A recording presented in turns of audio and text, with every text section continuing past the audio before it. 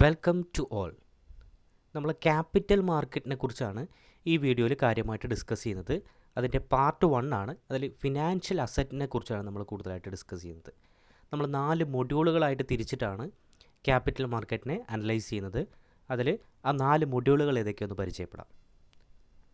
അതിൽ ഒന്നാമത്തെ module financial assets എന്നുള്ളതാണ്. അതിൽ ഫിനാൻഷ്യൽ അസറ്റിൽ വരുന്ന ടാഞ്ചിബിൾ അസറ്റ്, ഇൻടാഞ്ചിബിൾ അസറ്റ്, ഡെപ്റ്റ് എന്താണ്, ഇക്വിറ്റി എന്താണ്, what are the properties of financial assets, financial markets, അതിൻ്റെ classification, financial system, Indian financial system, അതിൻ്റെ വീക്ക്നെസ്. ഇതാണ് ഒന്നാമത്തെ മൊഡ്യൂളായിട്ട് നമ്മൾ ഡിസ്കസ് ചെയ്യുന്നത്. And the second module completely relate upon the capital market. Capital മാർക്കറ്റുമായി ബന്ധപ്പെട്ടാണ്. അപ്പോൾ ക്യാപിറ്റൽ മാർക്കറ്റ് എന്ന് പറയുന്നത് it's a market in which the financial securities are traded with a maturity period more than 1 year. ഒരു വർഷത്തിൽ കൂടുതലുള്ള financial securities വാങ്ങുകയും വിൽക്കുകയും ചെയ്യുന്ന മാർക്കറ്റിനെയാണ് നമ്മൾ ക്യാപിറ്റൽ മാർക്കറ്റ് എന്ന് പറയുക. അപ്പോൾ എന്താണ് ക്യാപിറ്റൽ മാർക്കറ്റ്, അതിൻ്റെ ക്യാരക്ടറിസ്റ്റിക്സ് എന്തെല്ലാമാണ്, അതിൻ്റെ ഇമ്പോർട്ടൻസ്, ഒരു ഇക്കോണമിയിൽ അതിൻ്റെ റോൾ എന്താണ്, ക്യാപിറ്റൽ മാർക്കറ്റ് ഇൻസ്ട്രുമെൻറ്റ്സ് എന്തൊക്കെയാണ്, ഇക്വിറ്റി ഷെയർസ്, അതുപോലെ തന്നെ ഡിബഞ്ചേഴ്സ്, ബോണ്ട് തുടങ്ങിയവയൊക്കെ നമ്മൾ ഡിസ്കസ് ചെയ്യുന്നു. അതുപോലെ തന്നെ government securities, euro issues, GDR global depository receipts, ADR American depository receipts, in foreign currency convertible bonds, capital market. അതുപോലെ തന്നെ ക്യാപിറ്റൽ മാർക്കറ്റിൻ്റെ റെഗുലേറ്റർ ആയിട്ടുള്ള securities exchange board of India, സെബിയെക്കുറിച്ചുള്ള ഒരു ഡീറ്റെയിൽഡ് അനാലിസിസും നമ്മൾ ഈ ഒരു മൊഡ്യൂളിനകത്ത് നടത്തുന്നു. Then moving to the third module, that is the primary market അല്ലെങ്കിൽ ന്യൂ ഇഷ്യൂ മാർക്കറ്റ് എന്ന് പറയും. ആദ്യമായിട്ട് നമ്മളൊരു സെക്യൂരിറ്റീസ് ഇഷ്യൂ ചെയ്യുന്ന മാർക്കറ്റിന് നമ്മൾ എന്ത് പറയും, primary market. The securities issued for the first time, that is the primary market. അപ്പോൾ എന്താണ് പ്രൈമറി മാർക്കറ്റ്, അതിൻ്റെ മീനിങ് എന്താണ്, what are the methods of issue, എങ്ങനെയൊക്കെയാണ് നമ്മളത് ഇഷ്യൂ ചെയ്യാറുള്ളത്. അതിൽ IPO പ്രധാനപ്പെട്ടതാണ്, IPO. ദെൻ പിന്നീട് നമ്മൾ വരുന്നത് merchant bankers, underwriters, banks to an issue തുടങ്ങിയ പ്രൈമറി മാർക്കറ്റുമായി ബന്ധപ്പെട്ട കംപ്ലീറ്റ് അനാലിസിസ് ആണ് നമ്മൾ തേർഡ് മൊഡ്യൂളിനകത്തുള്ളത്. ഇനി ഫോർത്ത് മൊഡ്യൂളിലേക്ക് പോകാം, സെക്കൻഡറി മാർക്കറ്റ്. അതായത് പ്രൈമറി മാർക്കറ്റിൽ സോൾഡ് ചെയ്തിരിക്കുക അല്ലെങ്കിൽ ട്രേഡ് ചെയ്തിരിക്കുന്ന സെക്യൂരിറ്റീസ് വീണ്ടും നമ്മൾ ട്രേഡ് ചെയ്യുകയാണെങ്കിൽ അതിനാണ് സെക്കൻഡറി മാർക്കറ്റ് എന്ന് പറയാം. അതിനകത്ത് സ്റ്റോക്ക് എക്സ്ചേഞ്ച് കാര്യമായിട്ട് നമ്മൾ നോക്കുന്നത് Bombay stock exchange, national stock exchange, what are the various stock indices, അതായത് സെൻസെക്സ്, നിഫ്റ്റി, അതുപോലെ തന്നെ അബ്രോഡിലുള്ള ഒരുപാട് ഇൻഡെക്സുകൾ, ഇതിനെക്കുറിച്ചൊക്കെയാണ് നമ്മൾ ഈ ഒരു മൊഡ്യൂളിനകത്ത് ഡിസ്കസ് ചെയ്യുന്നത്. അപ്പോൾ ഈ ഒരു 4 മൊഡ്യൂളായിട്ടാണ് നമ്മൾ ക്യാപിറ്റൽ മാർക്കറ്റ് ഡിസ്കസ് ചെയ്യുന്നത്.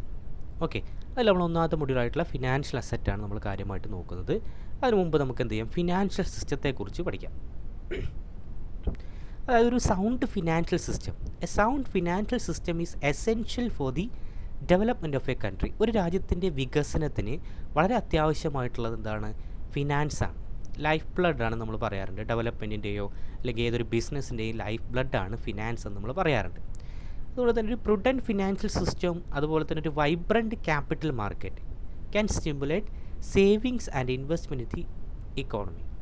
അതായത് ഒരു രാജ്യത്തിലെ പ്രുഡൻറ്റ് ഫിനാൻഷ്യൽ സിസ്റ്റം എന്ന് പറഞ്ഞാൽ എന്താണ്, വളരെ അച്ചടക്കത്തോടുള്ള ഫിനാൻഷ്യൽ സിസ്റ്റം എന്ന് പറഞ്ഞു കഴിഞ്ഞാൽ, ഫോർ എക്സാമ്പിൾ ഒരു ബാങ്ക് ആണെങ്കിൽ ബാങ്കിന് കിട്ടാക്കടങ്ങൾ ഉണ്ടാവാൻ പാടില്ല, ലോണ് കൃത്യമായിട്ട് തിരിച്ചടയ്ക്കുന്നു, ഡെപ്പോസിറ്റുകൾ വരുന്നു, വളരെ സ്മൂത്തായിട്ട് റൺ ചെയ്യുന്ന ആ ഒരു സിസ്റ്റത്തിനെയാണ് നമ്മളെന്ത് പറയാം, പ്രുഡൻറ്റ് ഫിനാൻഷ്യൽ സിസ്റ്റം എന്ന് പറയാം. അതുപോലെ തന്നെ വൈബ്രൻറ്റ് ക്യാപിറ്റൽ മാർക്കറ്റ് നമ്മൾ പറഞ്ഞു. ക്യാപിറ്റൽ മാർക്കറ്റിൽ ശരിക്കും ചെയ്യുന്നത് എന്താണ്, സേവേഴ്സ്, അതായത് ആരുടെ കയ്യിലാണോ പണമുള്ളത് അവരുടെ പണം എടുത്തുകൊണ്ട് പണമില്ലാത്ത ആളുകൾക്ക് എത്തിച്ചു കൊടുക്കുന്ന ഒരു ഏർപ്പാട് കൂടിയാണ് എന്ത്, ക്യാപിറ്റൽ മാർക്കറ്റിനകത്ത് നടക്കുന്നത്. അതായത് ഫണ്ട് മൊബിലൈസേഷൻ അവിടെ നടക്കുന്നത്. ഓക്കെ, അപ്പോൾ ഇക്കോണമിയിൽ സേവിങ് ഇൻവെസ്റ്റ്മെൻറ്റും സ്റ്റിമുലേറ്റ് ചെയ്യണമെന്നുണ്ടെങ്കിൽ നമുക്കൊരു പ്രുഡൻറ്റ് ഫിനാൻഷ്യൽ സിസ്റ്റവും അതുപോലെ തന്നെ വൈബ്രൻറ്റ് ക്യാപിറ്റൽ മാർക്കറ്റും ആവശ്യമാണ്. അപ്പോൾ നമുക്ക് പറയാം, ഫിനാൻഷ്യൽ സിസ്റ്റം എന്ന് പറയുന്നത് എന്താണ്, it is a set of interrelated institutions, instruments and markets which raise funds and channels them to their efficient use.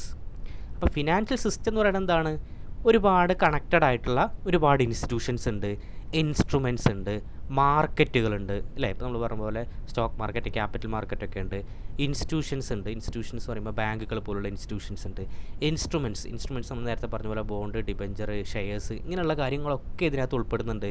Financial സിസ്റ്റത്തിനടുത്ത് ഉൾപ്പെടുന്നുണ്ട്. അതെന്താ ചെയ്യുന്നത്? വിച്ച് റൈസ് ഫണ്ട്സ്, അത് ഫണ്ട് റേസ് ചെയ്യുന്നു. ഫണ്ട് റേസ് ചെയ്തിട്ട് അതിൻ്റെ വളരെ കാര്യക്ഷമമായിട്ടുള്ള ഉപയോഗത്തിലേക്ക് അതിനെ ചാനലൈസ് ചെയ്യുന്നു. എവിടേക്കാണോ അത്യാവശ്യമായിട്ടുള്ളത് അവിടേക്ക് ഫണ്ട് എത്തിക്കുക. അങ്ങനെ ഒരു സ്മൂത്ത് ഫങ്ഷനിങ്ങിനെയാണ് നമ്മളെന്ത് പറയുക, അല്ലെങ്കിൽ ആ സ്മൂത്ത് ആയിട്ടുള്ള ആ സിസ്റ്റത്തിനെ നമ്മളെന്ത് പറയുക, ഒരു പ്രുഡൻറ്റ് ഫിനാൻഷ്യൽ സിസ്റ്റം എന്ന് പറയുന്നത്. ഓക്കെ, അപ്പോൾ ഫിനാൻഷ്യൽ സിസ്റ്റം എന്ന് പറഞ്ഞാൽ അതിനകത്ത് ഇൻസ്റ്റിറ്റ്യൂഷൻസ് ഉണ്ട്, ഇൻസ്ട്രുമെൻറ്റ്സ് ഉണ്ട്, മാർക്കറ്റ്സ് ഉണ്ട്. ഇതൊക്കെ ഫണ്ട് മൊബിലൈസ് ചെയ്യുന്നു എന്നുള്ളതാണ് നമ്മളവിടെ നോക്കേണ്ട കാര്യം. So that is all about the financial system. അപ്പോൾ ഫിനാൻഷ്യൽ സിസ്റ്റം സേവേഴ്സും ഇൻവെസ്റ്റേഴ്സും തമ്മിലുള്ള ഒരു ഇൻ്റർമീഡിയറ്റ് ആയിട്ട് വർക്ക് ചെയ്യുന്നു. Financial system acts as an intermediary between the Xavier's and investors. അല്ലേ, ശരിയാണ്. ആരുടെ കയ്യിലാണോ പണമില്ലാത്തത് അവിടെ നിന്ന് കളക്ട് ചെയ്തിട്ട് പണമുള്ളവൻ്റെ കയ്യിൽ നിന്ന് കളക്ട് ചെയ്തിട്ട് പണമില്ലാത്തവൻ്റെ കയ്യിലേക്ക് എത്തിക്കുന്നു. അല്ലേ, financial system mobilises the fund from surplus entities to deficit entities. അതാണ് ഫിനാൻഷ്യൽ സിസ്റ്റം ചെയ്യുന്നത്. ഇനി നമുക്ക് അസറ്റുകളിലേക്ക് വരാം. എന്താണ് ഒരു അസറ്റ് എന്ന് പറഞ്ഞു കഴിഞ്ഞാൽ? An asset is a resource with economic value that an individual, corporation or country owns or controls with the expectation that it will provide future benefit. എന്ന് പറഞ്ഞു കഴിഞ്ഞാൽ ഇക്കണോമിക് വാല്യൂ ഉള്ള ഒരു റിസോഴ്സസിനെയാണ് എന്ത് പറയുക, നമ്മൾ അസറ്റ് എന്ന് പറയാം. അല്ലേ, അത് ഒരു കമ്പനിയോ കോർപ്പറേഷനോ ഇൻഡിവിജ്വലോ ഓൺ ചെയ്തിരിക്കുന്നതായിരിക്കും. അതുപോലെ തന്നെ with the expectation that it will provide future benefit. അപ്പോൾ ഭാവിയിൽ നമുക്ക് എന്തെങ്കിലും ബെനിഫിറ്റ് ഉണ്ടാവും എന്ന് വിചാരിച്ച് ഒരു കമ്പനിയോ ഒരു കോർപ്പറേഷനോ ഒരു ഇൻഡിവിജ്വലോ കൈവശം വയ്ക്കുന്ന ഇക്കണോമിക് വാല്യൂ ഉള്ള ഒരു റിസോഴ്സിനെ പറയുന്ന പേരാണെന്ത്? അസറ്റ് എന്ന് പറയുന്നത്. അല്ലേ, ഈ അസറ്റുകളെ നമ്മൾ കാര്യമായിട്ട് രണ്ടായിട്ട് തരംതിരിച്ചിരിക്കുന്നു. ഏതൊക്കെയാണത്? ഒന്ന് കറൻറ്റ് അസറ്റ്, മറ്റൊന്ന് ഫിക്സഡ് അസറ്റ്. എന്താണ് കറൻറ്റ് അസറ്റ് എന്ന് പറഞ്ഞു കഴിഞ്ഞാൽ?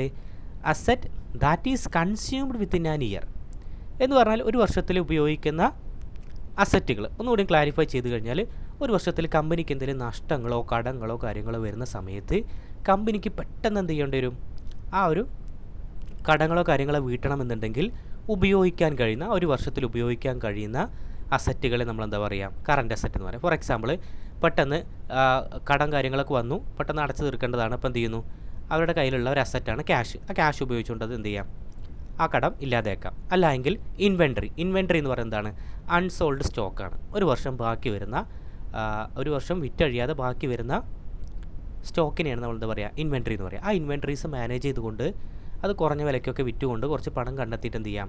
നമുക്ക് അത്തരത്തിലുള്ള കടങ്ങളൊക്കെ അടച്ചു തീർക്കാൻ സാധിക്കും. അപ്പോൾ ഒരു കമ്പനിയുടെ ഫംഗ്ഷനകത്ത് എന്തെങ്കിലും പ്രശ്നങ്ങൾ വരികയാണെങ്കിൽ അത് പരിഹരിക്കാൻ വേണ്ടിയിട്ട് ഉപയോഗിക്കുന്ന അസറ്റുകളെ നമ്മളെന്ത് പറയും? കറൻറ്റ് അസറ്റ് എന്ന് പറയും. ഫിക്സഡ് അസറ്റ് എന്ന് പറഞ്ഞാലോ ലോങ് പീരീഡ് ഓഫ് ടൈമിലേക്കാണ്. അല്ലേ, that are expected to keep providing benefit for more than 1 year. ഒരു വർഷത്തിൽ കൂടുതൽ നമുക്ക് എന്ത് ചെയ്യും?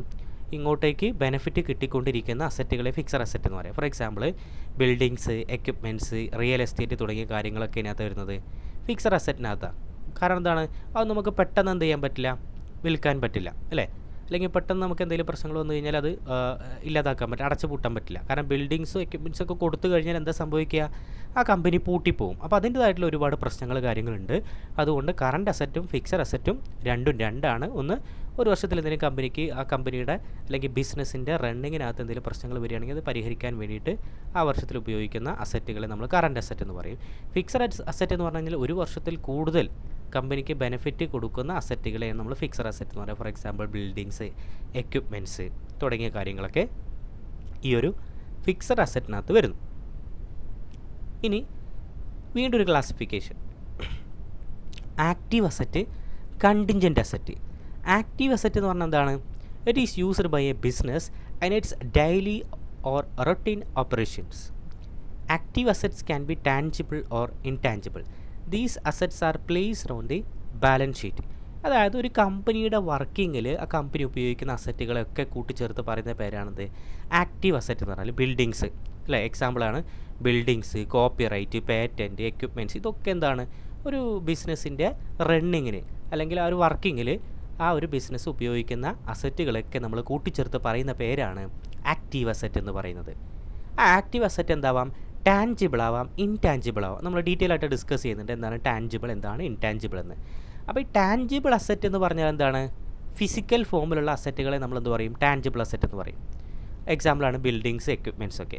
ഇൻടാഞ്ചിബിൾ അസറ്റ് എന്ന് പറഞ്ഞാലോ നോൺ ഫിസിക്കൽ ഫോമിലുള്ള അസറ്റുകൾ നമ്മൾ പറയുന്ന പേരാണ് ഇൻടാഞ്ചിബിൾ അസറ്റ് എന്ന് പറയുന്നത്. ഫോർ എക്സാമ്പിൾ കോപ്പിറൈറ്റ്, പേറ്റൻറ്റ് തുടങ്ങിയ കാര്യങ്ങളൊക്കെ ഇതിനകത്ത് ഉൾപ്പെടുന്നു. ദെൻ അടുത്തത് കണ്ടിൻജൻറ്റ് അസറ്റ്. കണ്ടിൻജൻറ്റ് അസറ്റ് ഒന്ന് എക്സ്പ്ലെയിൻ ചെയ്യാം, ഒന്ന് ഡീറ്റെയിൽ ആയിട്ട് എക്സ്പ്ലെയിൻ ചെയ്യാം. An asset in which the possibility of an economic benefits depends സോൺലി upon future events that cannot be controlled by the company or person. Due to the uncertainty of future events, these assets are not placed on the balance sheet. എന്ന് പറഞ്ഞു കഴിഞ്ഞാൽ contingent asset ഒരു example പറഞ്ഞ് നമുക്കത് വിശദീകരിക്കാം. അതായത് ഇവിടെ പറയുന്നത് എന്താണ്? ഒരു asset, an asset in which the possibility of an economic benefit, ആ അസറ്റിൽ നിന്ന് നമുക്ക് ഭാവിയിൽ കിട്ടുന്ന ഇക്കണോമിക് ബെനിഫിറ്റ് എന്തിനെ ആശ്രയിച്ചിരിക്കുന്നു? ഫ്യൂച്ചർ ഇവൻറ്റ്സ്, ഭാവിയിൽ നടക്കാൻ പോകുന്നൊരു കാര്യത്തെ ആശ്രയിച്ചിട്ടാണ് നമുക്ക് ആ അസറ്റിൽ നിന്നും ഇക്കണോമിക് ബെനിഫിറ്റ് ലഭിക്കുന്നത്, അല്ലേ? അതൊരിക്കലും കമ്പനിക്ക് കൺട്രോൾ ചെയ്യാൻ സാധിക്കില്ല. കാരണം ഫ്യൂച്ചറിൽ എന്താ നടക്കാൻ പോകുന്നതെന്ന് കമ്പനിക്ക് കൺട്രോൾ ചെയ്യാൻ സാധിക്കില്ല. ആ ഫ്യൂച്ചർ ഈവൻറ്റിൻ്റെ അടിസ്ഥാനത്തിലായിരിക്കും ആ ഒരു അസറ്റിൻ്റെ ഇക്കണോമിക് വാല്യൂ തീരുമാനിക്കപ്പെടുന്നത്, അല്ലേ?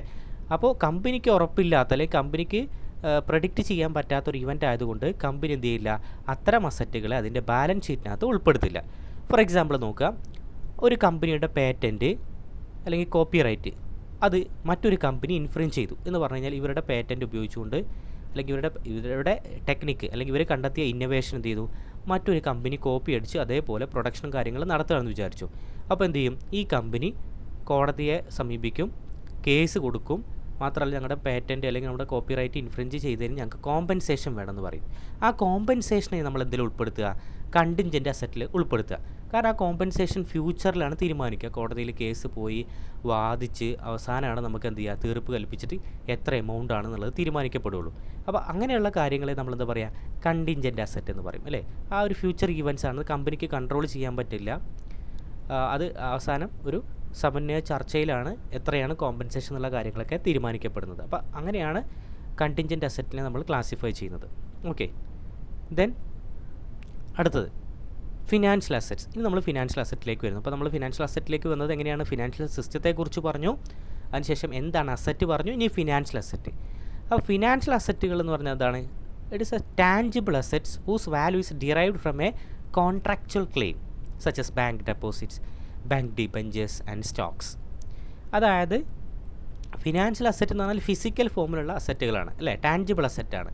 അതിൻ്റെ വാല്യൂ ഡിറൈവ് ചെയ്യുന്ന ഒരു കോൺട്രാക്ച്വൽ ക്ലെയിമിലാണ്. വളരെ ഇമ്പോർട്ടൻ്റ് ആയിട്ടുള്ള ഒരു സംഭവമാണ് കോൺട്രാക്ച്വൽ ക്ലെയിം എന്ന് പറയുന്നത്. അപ്പോൾ ഈ കോൺട്രാക്ച്വൽ ക്ലെയിമിൻ്റെ അടിസ്ഥാനത്തിലാണ് എന്ത് സംഭവിക്കുന്നത്? ഇത്തരത്തിൽ ഫിനാൻഷ്യൽ അസറ്റിൻ്റെ വാല്യൂ ഡിറൈവ് ചെയ്യുന്നത്. ഫോർ എക്സാമ്പിൾ നോക്കുക, ബാങ്ക് ഡെപ്പോസിറ്റ് ആണെങ്കിൽ നമ്മളൊരു ഫിക്സഡ് ഡെപ്പോസിറ്റ് എടുത്ത് സങ്കല്പിക്കുക. ഫിക്സഡ് ഡെപ്പോസിറ്റ് ആണെങ്കിൽ നമുക്ക് 2 വർഷം കഴിഞ്ഞിട്ടേ എടുക്കാൻ പറ്റുള്ളൂ, അല്ലേ? അതിനൊരു ഫിക്സഡ് ഇൻട്രസ്റ്റ് റേറ്റ് ഉണ്ടാവും. അപ്പോൾ നമ്മളൊരു കോൺട്രാക്ച്വൽ ക്ലെയിമാണ്. ആരൊക്കെ തമ്മിൽ? ഡെപ്പോസിറ്റ് ചെയ്ത ആൾ ബാങ്ക് തമ്മിലൊരു കോൺട്രാക്ച്വൽ ക്ലെയിമാണ്. അത്ര വർഷം കഴിഞ്ഞതിന് ശേഷം അതിൻ്റെ വാല്യൂ തിരിച്ചു കിട്ടുള്ളൂ, അല്ലേ? അപ്പോൾ ഡിറൈവ് ചെയ്യുന്ന വാല്യൂ. ദെൻ ബാങ്ക് ഡിബഞ്ചേഴ്സ്, കടപ്പത്രങ്ങളും അങ്ങനെ തന്നെയാണ്. സ്റ്റോക്സ് തുടങ്ങിയ കാര്യങ്ങളൊക്കെ അങ്ങനെ തന്നെയാണ്. ഇതിൻ്റെ മറ്റു എക്സാമ്പിൾസാണ് cash deposits, money in hand, cheques, loans, market instruments ആയിട്ടുള്ള ട്രഷറി ബിൽസോ, അങ്ങനെ എല്ലാ കാര്യങ്ങളും നമുക്ക് എന്തിനകത്ത് ഉൾപ്പെടുത്താം? ഫിനാൻഷ്യൽ അസറ്റിനകത്ത് ഉൾപ്പെടുത്താം. ശ്രദ്ധിക്കേണ്ട കാര്യം, അതിൻ്റെ വാല്യൂ ഡിറൈവ് ചെയ്യുന്നത് based on A contractual claim. That is the important point. അതുപോലെ തന്നെ financial assets are usually more liquid than the other tangible assets. വളരെ ലിക്വിഡാണ്. പെട്ടെന്ന് തന്നെ നമുക്ക് എന്ത് ചെയ്യാം? ഫിനാൻഷ്യൽ അസറ്റുകൾ ക്യാഷ് ആക്കി മാറ്റാൻ സാധിക്കും, അല്ലേ? സച്ചസ് കമ്മോഡിറ്റീസ് ആയിക്കോട്ടെ, റിയൽ എസ്റ്റേറ്റ് ആയിക്കോട്ടെ, തുടങ്ങിയ കാര്യങ്ങളൊക്കെ നമുക്ക് എന്ത് ചെയ്യാം? And may be traded on financial അതൊക്കെ ഫിനാൻഷ്യൽ അസറ്റിൽ മാർക്കറ്റിൽ ട്രേഡ് ചെയ്യുന്നുണ്ട്. പക്ഷേ റിയൽ എസ്റ്റേറ്റ് ഒന്നും അത്രത്തോളം ലിക്വിഡ് അല്ല. മറ്റ് ഇൻസ്ട്രുമെൻറ്റ്സ് നമ്മൾ പറഞ്ഞ പോലെ ട്രഷറി ബില്ല്, ഗവൺമെൻറ് ഇഷ്യൂ ചെയ്യുന്ന ബോണ്ടുകൾ, ഇതൊക്കെ നമുക്ക് എന്ത് ചെയ്യാൻ പറ്റും? പെട്ടെന്ന് ഹൈലി ലിക്വിഡാണ്. റിയൽ എസ്റ്റേറ്റ് ഒക്കെ നോക്കുകയാണെങ്കിൽ അത് ലീസ്റ്റ് ലിക്വിഡാണ്. അത്രത്തോളം ലിക്വിഡ് അല്ല എങ്കിലും ലിക്വിഡിറ്റി ഉണ്ട്. Okay, then definition. IFRSൻ്റെ ഒരു ഡെഫിനിഷൻ, ഇൻ്റർനാഷണൽ ഫിനാൻഷ്യൽ റിപ്പോർട്ടിംഗ് സ്റ്റാൻഡേർഡ്സിൻ്റെ ഡെഫിനിഷനാണ്. എന്താണ് ഒരു അസറ്റ് എന്ന് പറഞ്ഞാൽ? An asset is a resource controlled by the enterprise as a result of the past events and from which future economic benefits are expected to flow to the enterprise. അപ്പോൾ എന്താണ് നമ്മൾ പറഞ്ഞ പോലെ തന്നെ അസറ്റ് എന്ന് പറയുന്നത് റിസോഴ്സസ് ആണ്. അതൊരു എൻ്റർപ്രൈസ് കൺട്രോൾ ചെയ്തിരിക്കുന്നതാണ് as a result of past events. അതിൻ്റെ പാസ്റ്റ് ഇവൻറ്റ്സ് കൊണ്ട് അവർക്ക് കിട്ടിയിരിക്കുന്ന ഒരു കാര്യമാണ് അല്ലേ, അവർ ഓൺ ചെയ്തിരിക്കുന്ന ഒരു കാര്യമാണ്, ഒരു റിസോഴ്സാണ് അസറ്റ് എന്ന് പറയുന്നത്. വിത്ത് ദ എക്സ്പെക്റ്റേഷൻ അല്ലേ, അവർ ഫ്യൂച്ചറിൽ എന്ത് ചെയ്യും, ഫ്യൂച്ചറിൽ ഇക്കണോമിക് ബെനിഫിറ്റ് ലഭിക്കും എന്ന് വിചാരിച്ചുകൊണ്ട് അവർ കൈവശം വെച്ചിരിക്കുന്ന ഒന്നാണ് അസറ്റ് എന്ന് പറയുന്നത് അല്ലേ.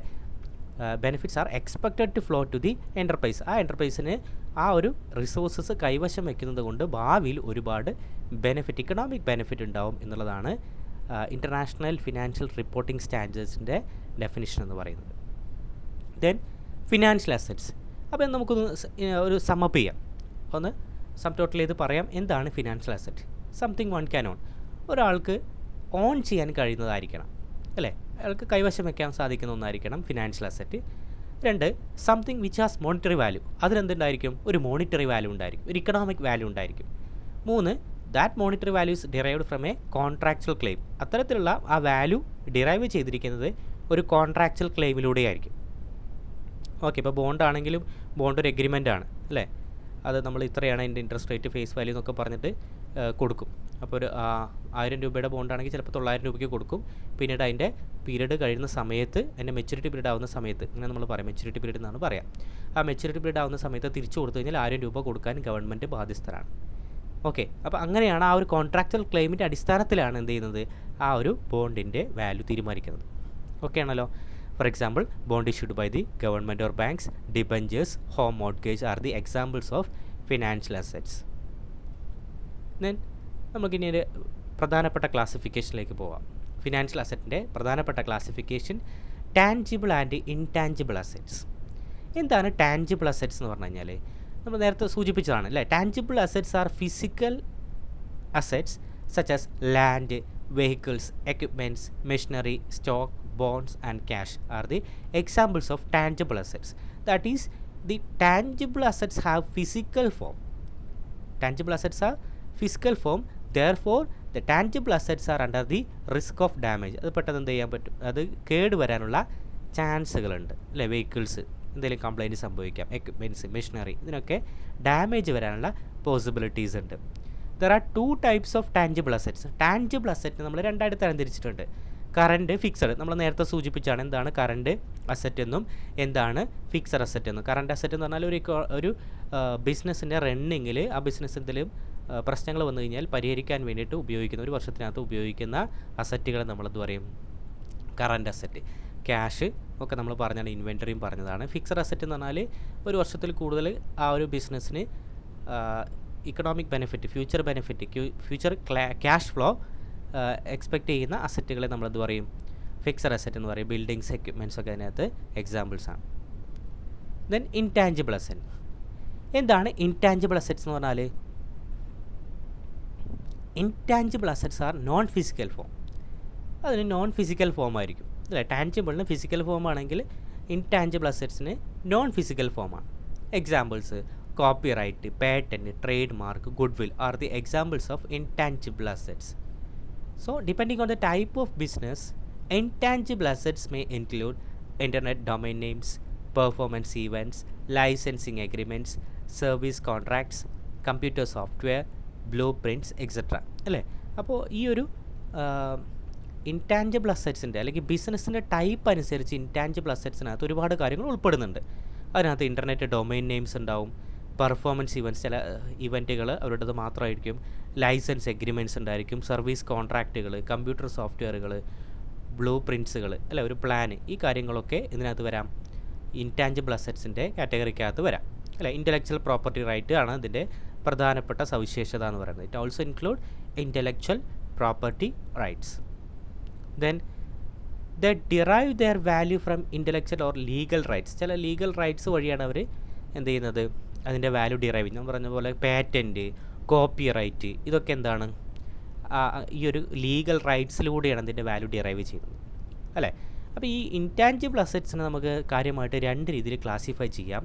ഒന്ന് ലിമിറ്റഡ് ലൈഫ് ഇൻടാൻജിബിൾ അസറ്റ്സ്, മറ്റൊന്ന് unlimited life intangible assets. So the limited life intangible assets includes patent, copyrights, etc. And the unlimited life intangible assets include trademark. അതായത് ലിമിറ്റഡ് ലൈഫ് ഇൻടാഞ്ചിബിൾ അസറ്റ്സ് ആണ് കുറച്ച് കാലത്തേക്കുള്ളൂ. Patent ഒക്കെ ആണെങ്കിൽ ചിലപ്പോൾ 3 മാസത്തേക്കുള്ള patent ആയിരിക്കാം, 1 വർഷത്തേക്കുള്ള പേറ്റൻ്റ് ആയിരിക്കാം. കോപ്പിറൈറ്റ് ആണെങ്കിൽ അതുപോലെ തന്നെ 1 വർഷത്തേക്കുള്ള കോപ്പിറൈറ്റ് ആയിരിക്കാം, അല്ലേ? അപ്പോൾ അത് പെട്ടെന്ന് അത് കഴിഞ്ഞാൽ പിന്നെ അതിൻ്റെ കാലാവധി തീർന്നു, അല്ലേ? സോ ലിമിറ്റഡ് ലൈഫാണ് അതിനകത്തുള്ളത്. അൺലിമിറ്റഡ് ലൈഫോ ട്രേഡ് മാർക്കാണ്. അതിൻ്റെ ട്രേഡ് മാർക്ക് ഇപ്പോൾ നമ്മൾ പറയുകയാണെങ്കിൽ നൈക്കിൻ്റെ ഒക്കെ ആ ടിക്ക് എന്നുള്ള ചിഹ്നം, അതൊക്കെ ട്രേഡ് മാർക്ക്. അത് കമ്പനി ഉള്ളിടത്തോളം കാലം അതിൻ്റെ ട്രേഡ് മാർക്ക് ഉണ്ടാവും. ഓക്കെ, എംബ്ലംസ്, കിങ് ഫിഷറിൻ്റെ ഒക്കെ എംബ്ലംസ് ഒക്കെ എന്താണ് ട്രേഡ് മാർക്കായിട്ട് ചില ആളുകൾ കൊണ്ടു നടക്കാറുണ്ട്. Okay, so that is all about the intangible assets. ഇനി നമ്മൾ ഫിനാൻഷ്യൽ അസറ്റിൻ്റെ ക്ലാസിഫിക്കേഷനാണ്. Classification of financial assets, marketable assets, non marketable assets. എന്താണ് മാർക്കറ്റബിൾ അസറ്റ്സ് എന്ന് പറഞ്ഞാൽ വളരെ ഈസിയാണ്. Which can be easily transferred from one person to another. ഒരു പേഴ്സണിൽ നിന്ന് മറ്റൊരു പേഴ്സണിലേക്ക് നമുക്ക് ഈസി ആയിട്ട് ട്രാൻസ്ഫർ ചെയ്യാൻ പറ്റുന്ന ഫിനാൻഷ്യൽ അസറ്റുകളെ നമ്മൾ മാർക്കറ്റബിൾ അസറ്റ്സ് എന്ന് പറയും. For example, shares of listed companies. Share വാങ്ങിച്ചു കഴിഞ്ഞാൽ നമുക്ക് എന്ത് ചെയ്യാം? ഷെയർ മറ്റൊരാൾക്ക് മറിച്ച് വിൽക്കാം. ഗവൺമെൻറ് സെക്യൂരിറ്റീസ്, അല്ല ഗവൺമെൻറ് ബോണ്ടോ കാര്യങ്ങളൊക്കെ ആണെങ്കിൽ ഗവൺമെൻറ് അടുത്ത് ബോണ്ട് വാങ്ങിച്ചു കഴിഞ്ഞാൽ ബോണ്ട് വേറെ ആൾക്ക് നമുക്ക് കൊടുക്കാം. അതുവഴി പിന്നീട് അത് ഗവൺമെൻറ്റിലേക്ക് തിരിച്ചെത്തും. ഓക്കെ, അപ്പോൾ മാർക്കറ്റബിൾ അസറ്റ്സ് എന്നാൽ ഈസി ആയിട്ട് നമുക്ക് എന്ത് ചെയ്യാൻ പറ്റും? ഒരു പേഴ്സണിൽ നിന്ന് മറ്റൊരു പേഴ്സണിലേക്ക് ഈസി ആയിട്ട് ഈ ഫിനാൻഷ്യൽ സെക്യൂരിറ്റീസ് ട്രാൻസ്ഫർ ചെയ്യാൻ പറ്റും. അല്ലെങ്കിൽ ഫിനാൻഷ്യൽ അസറ്റ് നമുക്ക് എന്ത് ചെയ്യാൻ പറ്റും? ട്രാൻസ്ഫർ ചെയ്യാൻ പറ്റും. അത്തരം അസറ്റുകളെ നമ്മളെന്ത് പറയാം? മാർക്കറ്റബിൾ അസറ്റ്സ് എന്ന് പറയാം. ഇനി എന്താണ് non marketable assets? Non marketable assets എന്ന് പറഞ്ഞാൽ എന്താണ്? നമുക്ക് ട്രാൻസ്ഫർ ചെയ്യുന്നതിൽ കുറച്ച് ബുദ്ധിമുട്ടുകൾ നേരിടുന്നു, അല്ലേ? Cannot be transferred easily. There is some difficulties in transfer of the assets. Examples, bank deposit. നമ്മൾ പറഞ്ഞാൽ ഫിക്സഡ് ഡെപ്പോസിറ്റ് ഇട്ട് കഴിഞ്ഞാൽ നമുക്ക് എന്ത് ചെയ്യാൻ പറ്റില്ല? പെട്ടെന്ന് ട്രാൻസ്ഫർ ചെയ്യാൻ പറ്റില്ല. അത് അതിൻ്റെ കാലാവധി കഴിയേണ്ടി വരും. പ്രൊവിഡൻറ്റ് ഫണ്ട്, പെൻഷൻ ഫണ്ട്, റിട്ടയർമെൻറ്റിന് ശേഷം നമുക്ക് അത് ഉപയോഗിക്കാൻ സാധിക്കുള്ളൂ. അപ്പോൾ അങ്ങനെയുള്ള ഒരുപാട് ബുദ്ധിമുട്ടുകളുണ്ട്. അതായത് നമുക്ക് ഈസി ആയിട്ട് ട്രാൻസ്ഫർ ചെയ്യാൻ സാധിക്കില്ല. അത്തരത്തിലുള്ള അസറ്റുകളെ നമ്മൾ എന്താ പറയുക? നോൺ മാർക്കറ്റബിൾ അസറ്റ്സ് എന്ന് പറയുന്നു. So these are the classification of financial assets, that is marketable assets and non marketable assets. Then what are the properties of financial assets? Very important topic. What are the properties of financial assets? എന്താണ് financial അസറ്റ്സിൻ്റെ properties എന്നുള്ളതാണ്. ഒന്ന്, മണിനെസ് or liquidity. നമുക്ക് അങ്ങനെയും പറയാം, liquidity എന്നും പറയാം. മണിനെസ് എന്ന് പറഞ്ഞാൽ എന്താ പറയുക? Easily convertible to cash. നമുക്ക് ഈസി ആയിട്ട് ക്യാഷിലേക്ക് കൺവേർട്ട് ചെയ്യാൻ സാധിക്കും. ഫിനാൻഷ്യൽ സെക്യൂരിറ്റീസ് ഒക്കെ അല്ലെങ്കിൽ ഫിനാൻഷ്യൽ അസറ്റ് നമുക്ക് എന്ത് ചെയ്യാൻ പറ്റും? വളരെ പെട്ടെന്ന് തന്നെ ക്യാഷിലേക്ക് കൺവേർട്ട് ചെയ്യാൻ പറ്റും. വളരെ ലിക്വിഡാണ്, അല്ലേ? ഹൈലി ലിക്വിഡാണെന്ന് നമ്മൾ പറഞ്ഞിട്ടുണ്ടായിരുന്നു. Treasury bill, treasury certificate, commercial papers, certificate of deposits, ഇതൊക്കെ നമുക്ക് എന്ത് ചെയ്യാം? ഈ ഒരു ഫിനാൻഷ്യൽ അസറ്റ്സിന് എക്സാമ്പിളായിട്ട് പറയാം. Okay, then medium of exchange ആയിട്ട് നമ്മൾ എന്ത് ചെയ്യാറുണ്ട്? ചില ആളുകൾ ഫിനാൻഷ്യൽ അസറ്റ്സ് യൂസ് ചെയ്യാറുണ്ട്. Then divisibility and denomination. Divisibility എന്ന് പറഞ്ഞാൽ എന്താണ്? The minimum size in which a financial asset can be liquidated and exchanged for money. അതായത് ഫിനാൻഷ്യൽ അസറ്റ് നമുക്ക് പെട്ടെന്ന് ക്യാഷ് ആക്കി മാറ്റാനും അതുപോലെ തന്നെ ക്യാഷിന് വേണ്ടി എക്സ്ചേഞ്ച് ചെയ്യാനും ഉള്ള ഒരു ഫിനാൻഷ്യൽ അസറ്റിൻ്റെ മിനിമം സൈസിനെയാണ് നമ്മൾ എന്താ പറയുന്നത്? ഡിവിസിബിലിറ്റി എന്ന് പറയുന്നത്, അല്ലേ? അപ്പോൾ ഏറ്റവും സ്മോളർ സൈസ് ആണെങ്കിൽ എന്താവും? ഫിനാൻഷ്യൽ അസറ്റ് മോർ ഡിവിസിബിൾ ആയിരിക്കും. ഓക്കെ, സ്മോളർ സൈസ് ആണെങ്കിൽ മോർ ഡിവിസിബിൾ ആയിരിക്കും. ഡിനോമിനേഷൻ എന്ന് പറഞ്ഞു കഴിഞ്ഞാൽ value of each divided smaller unit. അതായത് ഇങ്ങനെ നമ്മൾ ഡിവൈഡ് ചെയ്തിരിക്കുന്ന ഡിവിസിബിലിറ്റി എന്ന് പറയുമ്പോൾ ഒരു മിനിമം സൈസ്, അല്ലേ? ഒരു ഫിനാൻഷ്യൽ അസറ്റിൻ്റെ മിനിമം സൈസിന് നമ്മൾ ഡിവിസിബിലിറ്റി പറയും. ആ മിനിമം സൈസ് അത് ഏറ്റവും കുറഞ്ഞു വരികയാണെങ്കിൽ അതാണ് പറയുന്നത് ദ സ്മോളർ ദി സൈസ്. ഏറ്റവും ചെറിയ സൈസ് ആണെങ്കിൽ ഫിനാൻഷ്യൽ അസറ്റ് എന്താണ്? ഒരുപാട് ഡിവിസിബിളാണ്, അല്ലേ? ഡിനോമിനേഷൻ എന്ന് പറഞ്ഞു കഴിഞ്ഞാൽ അങ്ങനെ നമ്മൾ ഡിവൈഡ് ചെയ്തിരിക്കുന്ന ഓരോ സ്മോൾ യൂണിറ്റിൻ്റെയും വാല്യൂവിനെ പറയുന്ന പേരാണ് ഡിനോമിനേഷൻ എന്ന് പറയുന്നത്. Okay, so that is the divisibility and denomination. Then reversibility. It refers to the cost of investing in a financial asset and then getting out of it and back into cash again. അതായത് നമ്മളൊരു financial അസറ്റിൽ invest ചെയ്യാൻ വേണ്ടി വരുന്ന നമുക്ക് വരുന്ന cost, ചിലവിനെയാണ് നമ്മളത് പറയുന്നത്. ചിലവും അതേപോലെ തന്നെ then getting out of it back into the cash again. പിന്നീട് അതിൽ നമുക്ക് എന്തെങ്കിലും ഏർണിങ്സ് കിട്ടിയിട്ട് അത് നമുക്ക് വീണ്ടും ക്യാഷ് ആക്കി മാറ്റാൻ വേണ്ടി വരുന്ന നമുക്ക് നമ്മളുടെ ചിലവ് എന്ന് പറഞ്ഞാൽ നമ്മളൊരു ബോണ്ട് വാങ്ങിക്കുകയാണെങ്കിൽ ബോണ്ട് വാങ്ങിക്കാൻ വേണ്ടി വരുന്ന ചിലവ്, അതുപോലെ ബോണ്ട് കൊടുത്തു കഴിഞ്ഞാൽ ആ ബോണ്ടിൽ നിന്ന് കിട്ടുന്ന ഏർണിങ്സ് ക്യാഷ് ആക്കി മാറ്റാൻ വേണ്ടി നമുക്ക് വേണ്ടി വരുന്ന ചിലവിനെയാണ് എന്താ പറയുക? റിവേഴ്സിബിലിറ്റി. അപ്പോൾ റിവേഴ്സിബിലിറ്റിയും ഈ ഫിനാൻഷ്യൽ അസറ്റിൻ്റെ ഒരു പ്രോപ്പർട്ടിയാണ്. ക്യാഷ് ഫ്ലോ എന്ന് പറയുന്നത് എന്താണ്? ഫ്യൂച്ചറിൽ നമുക്ക് എന്ത് ചെയ്യുന്നുണ്ട്? ഫ്യൂച്ചറിൽ ഒരു ഇൻകം നമുക്ക് ഈ ഒരു ഫിനാൻഷ്യൽ അസറ്റ് വഴി കിട്ടും. ഫ്യൂച്ചർ ക്യാഷ് ഫ്ലോസ് ഉണ്ടാവും അല്ലേ. ഇപ്പോൾ ബോണ്ട് ആണെങ്കിൽ ബോണ്ടിൽ നമുക്ക് എന്ത് കിട്ടും?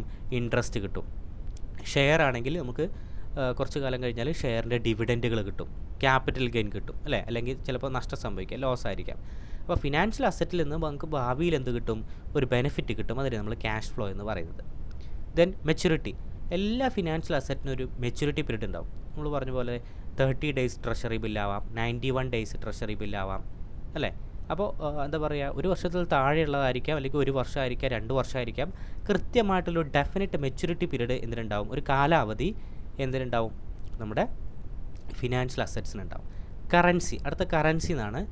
Assets cash flows are denominated in currency. അതായത് നമുക്ക് ഇങ്ങോട്ട് ആ ഒരു ഫിനാൻഷ്യൽ അസറ്റിൽ നിന്ന് കിട്ടുന്ന ക്യാഷ് ഫ്ലോ ഏത് രീതിയിൽ ഒരു കറൻസിയിലായിരിക്കും നമുക്ക് കിട്ടുന്നുണ്ടാവുക അല്ലേ. അപ്പോൾ കറൻസി വളരെയധികം പ്രധാനപ്പെട്ട കാര്യമാണ്. കാരണം കറൻസിയുടെ എക്സ്ചേഞ്ച് റേറ്റുകൾ, കറൻസിയുമായി ബന്ധപ്പെട്ടാണ് ഇപ്പോൾ ഇന്ത്യൻ റുപ്പിയും അതുപോലെ തന്നെ US ഡോളറും തമ്മിലുള്ള എക്സ്ചേഞ്ച് റേറ്റ്. അപ്പോൾ എക്സ്ചേഞ്ച് റേറ്റ് എന്ന് പറയുന്നത് നമ്മുടെ ക്യാഷ് ഫ്ലോനെ അഫക്റ്റ് ചെയ്യുന്ന ഒരു പ്രധാനപ്പെട്ട കാര്യമാണ് അല്ലേ. അപ്പോൾ നോക്കുക, ചില കറൻസീസ് അല്ലെങ്കിൽ ചില അസറ്റുകൾ എന്ത് ചെയ്യും? Some assets are denominated in one currency. ഒരു കറൻസിയിൽ ഡിനോമിനേറ്റ് ചെയ്തിട്ടുണ്ടാവും. ഇപ്പോൾ ഇന്ത്യൻ റുപ്പിയിൽ ഇഷ്യൂ ചെയ്തിരിക്കുന്ന ഒരു ബോണ്ട്, പക്ഷേ അതിൻ്റെ cash flow in another currency. പക്ഷേ അതിൽ നിന്ന് കിട്ടുന്ന ബെനിഫിറ്റ് ഇതിൽ വേണം? ഡോളറിൽ വേണമെന്ന് പറഞ്ഞിട്ടുണ്ടാവും. അപ്പോൾ അങ്ങനെയുള്ളൊരു ഡിഫറൻസ്. അപ്പോൾ ചില ബോണ്ടുകളോ അല്ലെങ്കിൽ ചില ഫിനാൻഷ്യൽ അസറ്റുകൾ ഒരു കറൻസിയിൽ ഡിനോമിനേറ്റ് ചെയ്യുകയും എന്നാൽ അതിൽ നിന്ന് കിട്ടുന്ന ക്യാഷ് ഫ്ലോ ഡിഫറൻറ്റ് കറൻസിയിൽ ഡിനോമിനേറ്റ് ചെയ്യുകയും ചെയ്യുന്നു. ഓക്കെ, അതിന് എക്സാമ്പിളാണ് യൂറോ ബോണ്ട് എന്ന് പറയുന്നത്. അപ്പോൾ കറൻസിയും വളരെയധികം പ്രധാനപ്പെട്ടതാണ് ഈ ഒരു ഫിനാൻഷ്യൽ അസറ്റിൻ്റെ കാര്യത്തിൽ. അപ്പോൾ ഏതെങ്കിലും ഒരു കറൻസിയിലായിരിക്കും ആ ഒരു ഫിനാൻഷ്യൽ അസറ്റിൻ്റെ വാല്യൂ തീരുമാനിക്കപ്പെടുക. ചിലപ്പോൾ 2 കറൻസിയിലായിരിക്കാം, ഇപ്പോൾ യൂറോ ബോണ്ടിൻ്റെ കേസ് പറഞ്ഞതുപോലെ. Then taxability. ടാക്സബിലിറ്റി എന്ന് പറഞ്ഞു കഴിഞ്ഞാൽ നമുക്ക് ഈ ഫിനാൻഷ്യൽ അസറ്റ് വഴി നമുക്ക് കിട്ടുന്ന ഏർണിങ്സിൽ നിന്ന് ടാക്സ് ഈടാക്കും, ഗവൺമെൻറ് ടാക്സ് ഈടാക്കും. ക്യാപിറ്റൽ ഗെയിൻ ടാക്സ് ഒക്കെ നമുക്ക് അറിയുന്ന കാര്യമാണ് അല്ലേ. നമ്മൾ ഷെയർ മാർക്കറ്റിലോ അല്ലെങ്കിൽ എന്തെങ്കിലും നമ്മൾ ഷെയർ മാർക്കറ്റിൽ ഷെയർ വാങ്ങിച്ചു കഴിഞ്ഞാൽ അത് വിൽക്കുന്ന സമയത്ത് നമുക്ക് അതിന് കിട്ടുന്ന ബെനിഫിറ്റിൻ്റെ ഒരു നിശ്ചിത ശതമാനം നമ്മൾ ടാക്സ് ആയിട്ട് കൊടുക്കണം. അപ്പോൾ ടാക്സബിലിറ്റിയും ഈ ഫിനാൻഷ്യൽ അസറ്റിൻ്റെ മറ്റൊരു പ്രധാനപ്പെട്ട പ്രോപ്പർട്ടിയാണ് കൺവേർട്ടബിലിറ്റി. കൺവേർട്ടബിലിറ്റി എന്ന് പറഞ്ഞാൽ ചില ഫിനാൻഷ്യൽ അസറ്റ് മറ്റൊരു ഫിനാൻഷ്യൽ അസറ്റിൻ്റെ ഫോമിലേക്ക് നമുക്ക് മാറ്റാൻ സാധിക്കും. Some financial assets are convertible into other forms of അസറ്റ്സിലേക്ക് നമുക്ക് കൺവേർട്ട് ചെയ്യാൻ സാധിക്കും. For example convertible bonds. Convertible bond പറഞ്ഞാൽ ബോണ്ട് നമുക്ക് എന്ത് ചെയ്യാൻ പറ്റും? മറ്റു അസറ്റിലേക്ക് കൺവേർട്ട് ചെയ്യാൻ സാധിക്കും. അപ്പോൾ convertibility is another important property of financial assets. Okay, അപ്പോൾ ഇത്രയാണ് നമ്മൾ ഈ വീഡിയോയിൽ ഡിസ്കസ് ചെയ്തിരിക്കുന്നത്. അപ്പോൾ വീഡിയോ നിങ്ങൾക്ക് ഇഷ്ടമായിട്ടുണ്ടെങ്കിൽ തീർച്ചയായിട്ടും ചാനൽ സബ്സ്ക്രൈബ് ചെയ്യുക. കൂടാതെ അതിന് തൊട്ടടുത്ത് കിടക്കുന്ന ബെൽ ഐക്കൺ കൂടി ഒന്ന് എനേബിൾ ചെയ്ത് കഴിഞ്ഞാൽ ഞാൻ അപ്ലോഡ് ചെയ്യുന്ന എല്ലാ വീഡിയോസും നിങ്ങൾക്ക് ലഭിക്കും. മാത്രമല്ല നിങ്ങൾ മാക്സിമം ഷെയർ ചെയ്യുക, കമൻറ്റ് ചെയ്യുക, സപ്പോർട്ട് ചെയ്യുക. Okay, thank you all.